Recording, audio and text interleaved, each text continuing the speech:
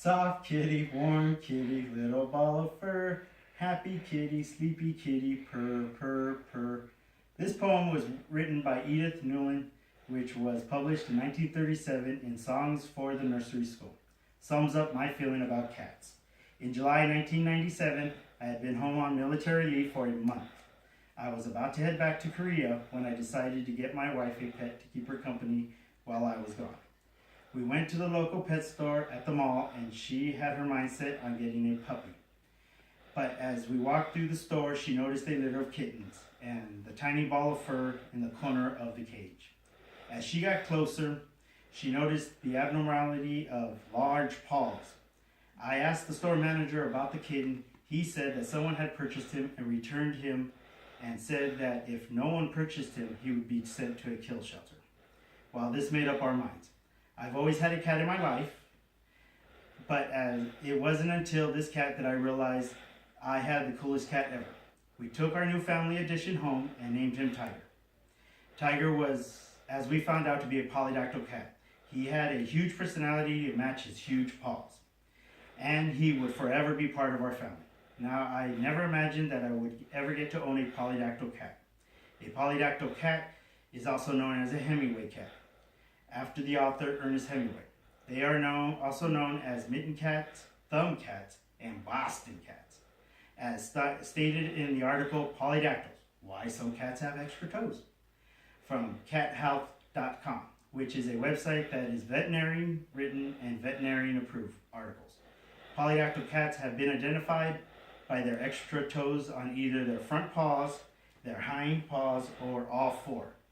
Polydactyl cats is more commonly known as Hemingway cats is because Ernest Hemingway loved cats and loved these cats for their abnormality.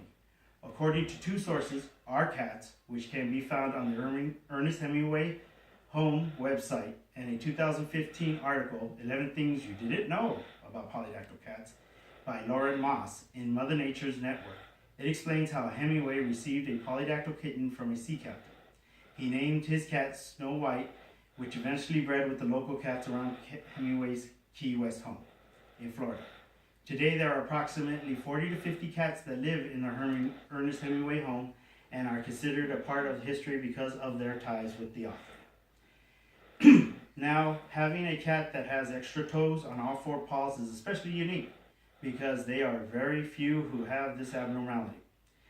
Tiger's extra toes on each paw enabled him to sit on his hind legs for hours like a person, and his front paws he would hold onto a stuffed animal like his whale and hold onto it like a teddy bear. This was just part of what made Tiger unique and had a large personality that matched his huge paws. We thought his paws would hinder him from doing normal cat things, but as we learned the first night, he wasn't hindered at all. At that time, we were sleeping where we were at my parents' house, living at night, sleeping in their living room. Due to his large paws, we didn't know he can handle getting up and down off the bed. So one night, he decided to go to the restroom, and he had gotten watery poo all over the place from his paws. When we woke up the next morning, not only did we smell poo, but there were hundreds of paw marks all over our bed and our sheets on the floor because it looked like he was running in a racetrack. We should have known then that was the beginning of life with Tiger. As he grew, he learned that his paws could be used to grab a hold of things.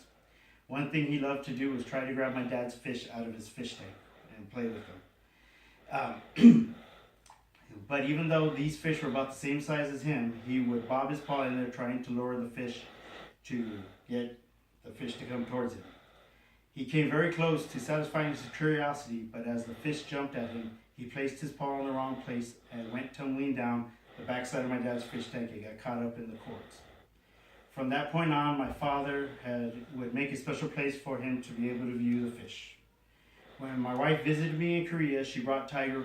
She decided to leave him since she felt I needed to have company. When I returned back to the States 3 months later, I brought him back in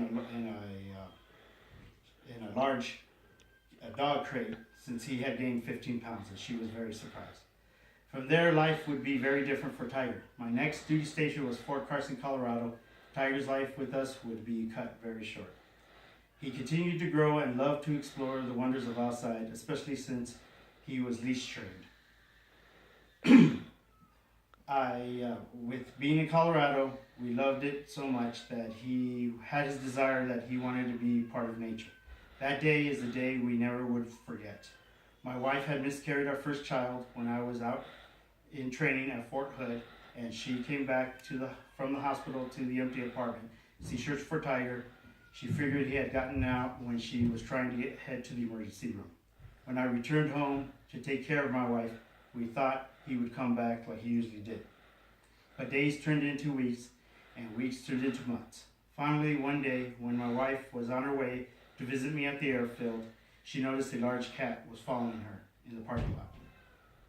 She paused for a moment and figured to call out his name to see if he would come. Sure enough, he came running to her, and he started purring and petting him. But she also noticed a funny tag on his ear. She called me, and we went to the veterinarian on Fort Carson to find out if we could have the tag removed.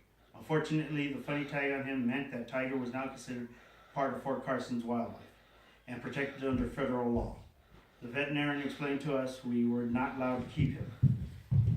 My wife cried, and we held and petted him for what seemed forever. We knew he also no longer would be our little Tiger. In the end, Tiger would always be our coolest cat, which we had the privilege of calling a member of our family. Being a polydactyl whose paws were as big as his personality meant he would always be remembered for the many adventures and memories we have together all over the world. Even now, when we travel to Colorado Springs, we wonder if he and his children are still out there. Maybe one day we will have the opportunity to own another polydactyl cat, and whose personality would be as big or bigger than his paws. Thank you.